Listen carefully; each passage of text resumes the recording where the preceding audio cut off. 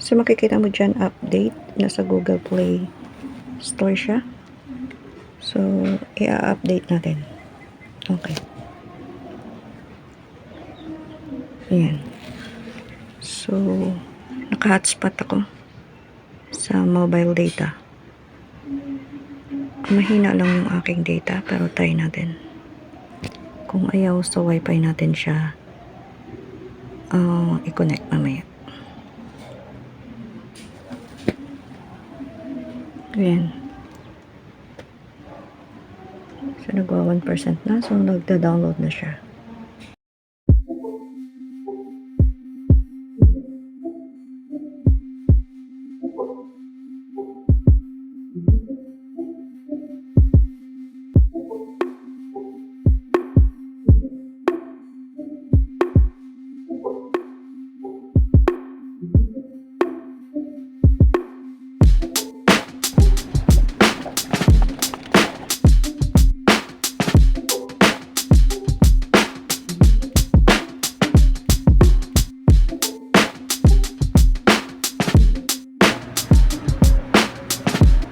Ay, nag-installing siya. Tapos na yung download. Then, updated na siya. Open na yung nakalagay. Ayan. So, successful yung pag-update natin ng World App. Gamit ang Sephone Pro. Okay. So, try natin open. Actually, yung apps na to is hindi siya verified. Okay. So, pero try na lang din natin na open.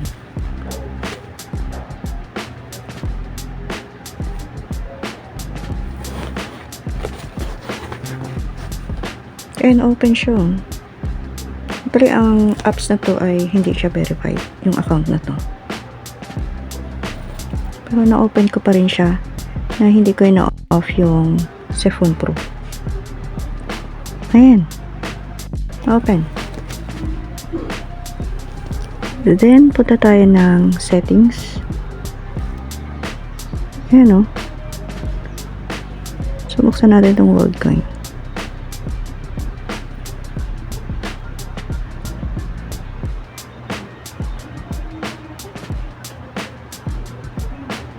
Okay, sabi niya, VPN not permitted for this action.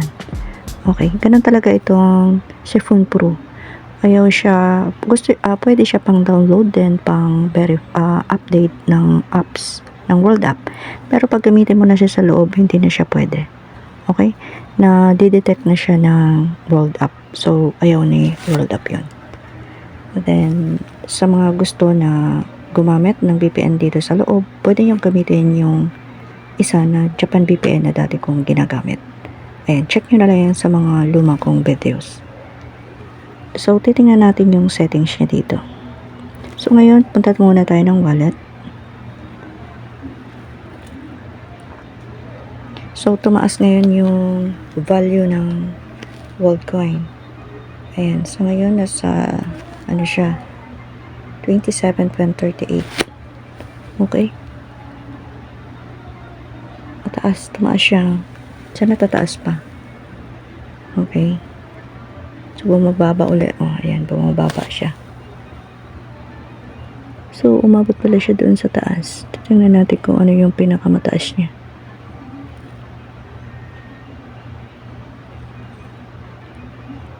Okay.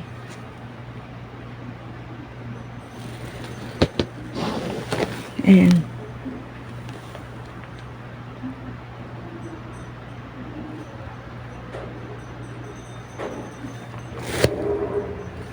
So, punta tayo ng settings.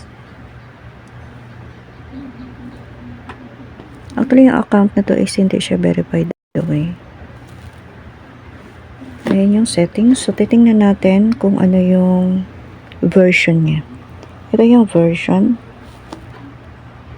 ng na-update kong World App. Ayan. 4.0. 3602. And then, ang nakalagay dito is need attention yung sa account. So, sa mga nagtatanong kung paano siya i-connect sa Gmail, so try natin to. Pindutin natin yung sa account. Ayan, nakalagay dito, upgrade to the new version of account login. So, ito yung passkey, then sa Google account. Okay? So, try natin pindutin. Ayan, ano naman siya. Upgrading is recommended to ensure you can always log back into the World app daw. Okay? So, kailangan mo talagang i-upgrade to. So, unahin na lang natin tong Google account. So, pakita ko kung paano. Okay, sabi dito, secure your account with Google. Use your Google account to confirm that you and secure your account and money. So, dito, paano i-connect yung Google account ninyo sa inyong mga World app. Okay, balik muna tayo. So, ito yan. Okay. So, dito yan sa, ulitin natin. So, dito yan sa account. Pindutin mo yan. Then, pindutin mo yung Google account. Then, dito, may makikita kang box. Check mo lang yan. Then, continue Google.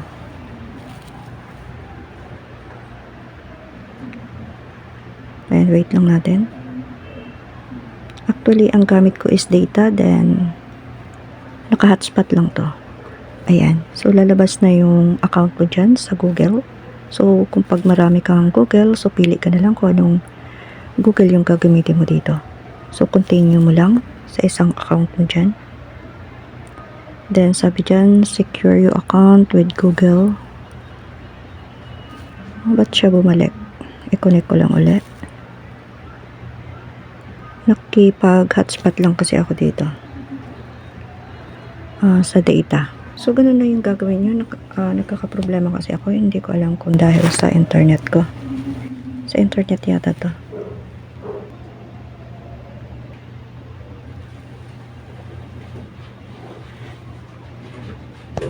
Ayan, Okay, nakalogin na ako sa aking Google account. Okay, na-login na siya. Ayan, connected na siya sa Google account. So, ganun lang ang pag-connect ng Google account. Then, back lang tayo. Pindutin ulit natin yung account. So, yung passkey, nakalagay dito kasi is this feature is coming soon. Sa tablet na to. Okay, pero yung sa phone ko kasi, yung account ko mismo is nakapagawa na ako ng passkey. Okay, kaya lang dito, nakalagay dito is this feature is coming soon daw. Stay tuned for updates. So, depende yata sa phone na gamit mo. Then, yung Apple din is this feature is coming soon din. Ayan. So, sa Google lang. So, ganun yung ng Google. Sa pag-connect ng Google. Ayan. So, para sa akin na, pag hindi nyo may connect, so try nyo lang yung try. Kasi, sa internet mo yan. Katulad lang sa akin yan. Okay, so ayan, na-connect na siya. Sa Google, ganun yung pag-connect. Ito ay naka-connect pa rin sa sa VPN. Okay, sa Phone Pro.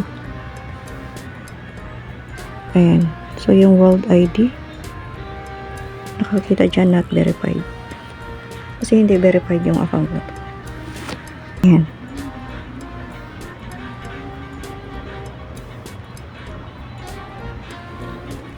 So, ito yung mukha ng hindi verified.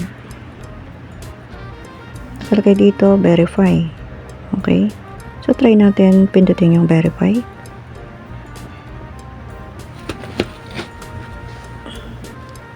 So, na-open pa rin siya. Okay? Naka-open yung akin Phone Pro.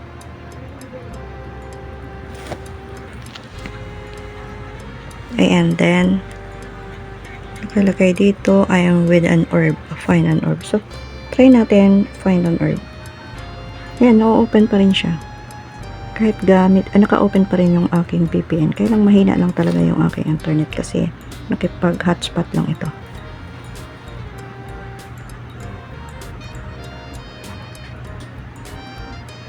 Ayan. No orb location in your country daw. Be notified. when herbs become available in your country. Okay. So, kapag nasa herb ka na, ito naman yung pipindutin mo. I'm an herb. Ito yung mukha na hindi pa verified. Same lang din naman. So, back lang tayo. Titingnan natin yung ginamit kong apps.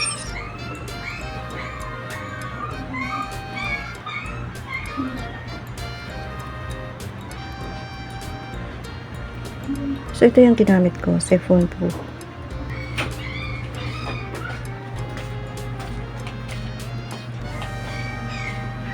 So, ayan, nakikita mo dyan, connected. So, pag andito kayo, okay, so, unahin nyo itong option dito. Ito ay si Phone Pro, okay. So, unahin nyo itong option.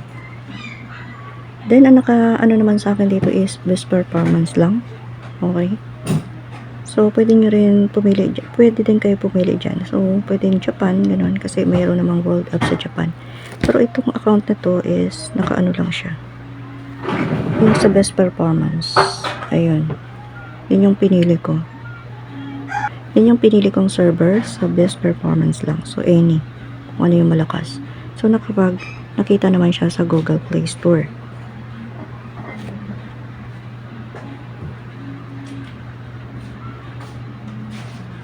Ayan, then sa logs. So, pindutin nyo lang ito dito. Yung play dito. Okay. Ayan, kita nyo naman connected siya. Kaya nakapag-update tayo ng apps.